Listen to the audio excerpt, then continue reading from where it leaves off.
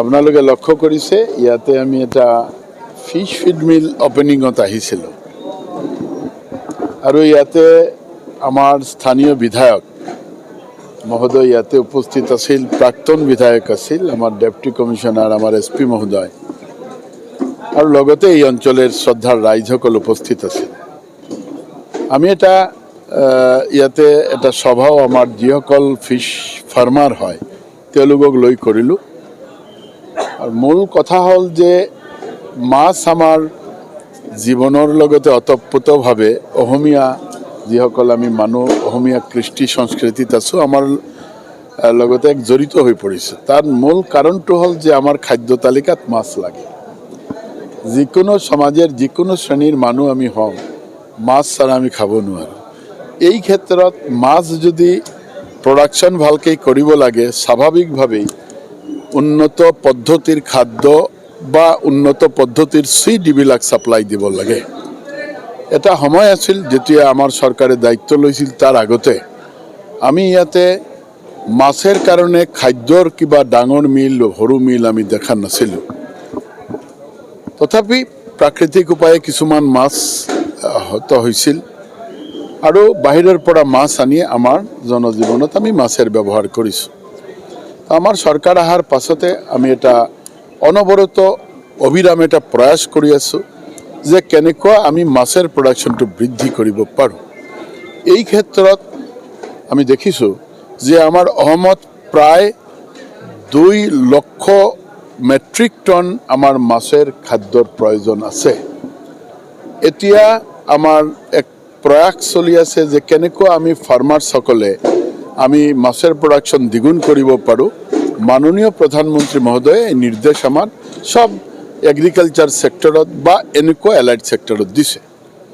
এই ক্ষেত্ৰত আমি মাননীয় প্রধানমন্ত্রীর এটা স্কিম আপোনালোকে জানে যে প্রধানমন্ত্রী মৎস্য সম্পদা যোজনা, প্রথম প্রধানমন্ত্রী ভারতবর্ষের নরেন্দ্র মোদীজিয়ে মৎস্য এটা সম্পদ এই কথাটো তো সামাজিকভাৱে স্বীকৃতি দিলে।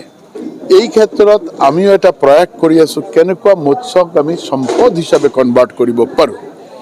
আৰু আপোনালোকে শুনিলে ভাল লাগিব যে এই PMMSYৰ জৰিয়তেই আমি এই আজিৰ যি ফিশ ফিড মিল আমি ইনগৰেশ্যন কৰিলোঁ।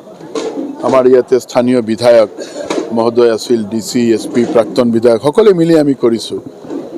এই মিলত 2 কোটি টকা সৰকাৰি যেটো প্ৰজেক্ট এটো প্ৰজেক্টটো 2 কোটি টাকা দুজনে কৰিলে তেও যেটো ইনভেস্ট কৰিব তাৰ লগতে আমি 1 কোটি 19 লাখ সামথিং মানে প্রায় 1 কোটি 20 লাখ টাকা আমি সাবসিডি দিছি। 60% সাবসিডি দিয়া হয়েছে প্রধানমন্ত্রী মৎস্য সম্পদা যোজনার এই স্কিমের ফালৰ দিয়া হয়েছে। এই কাৰণে তেও যাতে গুণগত মানেৰ খাদ্য প্ৰস্তুত কৰিব পাৰে আৰু তেওঁৰ এই মিল আৰম্ভ হোৱাৰ আগতেই আপোনালোকে দেখিছে যে কিছুমান ডিস্ট্ৰিবিউটাৰ অসমৰ বিভিন্ন প্ৰান্তৰ ফালৰ পৰা ইয়াতে আহিছে, কাৰণ তেওঁলোকৰ এই বিশ্বাস আহিছে যে হয় আমাৰ স্থানীয় এজন এন্টাৰপ্ৰিনিয়াৰ আৰু ভালকেই কৰিব, তেওঁলোকে ভালকেই কৰা আৰম্ভ কৰিছে। আজি আমি দেখিলোঁ, আমি গোটেইখিনি মিল পৰ্যবেক্ষণ কৰি চালোঁ, তেওঁলোকে উন্নত মানেৰ খাদ্য প্ৰস্তুত কৰাৰ কাৰণে তেওঁলোকে প্ৰয়াস কৰি আছে। এই ক্ষেত্ৰত আমাক স্থানীয় বিধায়কে এই মিলটো মানে যেটো হেৰি হ'ব ইয়াতে ইনষ্টলেশ্যন হ'ব, তাৰ কাৰণে নিশ্চিতভাৱে মাটিৰ প্ৰয়োজন আছে বা বিভিন্ন সহযোগিতাৰ প্ৰয়োজন থাকে। এই ক্ষেত্ৰত আমাৰ স্থানীয় বিধায়ক, প্ৰাক্তন বিধায়ক সকলে মিলি প্ৰচণ্ডভাৱে সহায়তা কৰিলে। আমাৰ DCয়ে বা আমাৰ বিভাগে পৰিশ্ৰম কৰি ধুনীয়াকৈ এটা মিল ইয়াতে স্থাপন কৰিলে। আৰু মই ভাবোঁ এই মিলেৰ জৰিয়তে আমাৰ সাউথ সালমাৰা, আমাৰ গোৱালপাৰা, ধুবুৰী এনেকুৱা এডজাসেন্ট ডিস্ট্ৰিক্টেৰ যিসকল ফিশ ফাৰ্মাৰ আমি আছোঁ, ফিশ কাল্টিভেটাৰ, আমি প্ৰচণ্ডভাৱে উপকৃত হ'ম। কাৰণ বাহিৰৰ পৰা এতিয়া আমাৰ ফিশ ফিড আনিব লাগে। কাজেই আমি বাহিৰৰ পৰা আনাতকৈ আমাৰ ঘৰৰ ওচৰত যদি আমি পাওঁ, কম মূল্যত পাওঁ, সঠিক মূল্য বা আমি সঠিকভাৱে বৈজ্ঞানিক পদ্ধতিতে নিৰ্মিত কোনো খাদ্য পাওঁ, নিশ্চিতভাৱে আমি উপকৃত হ'ম।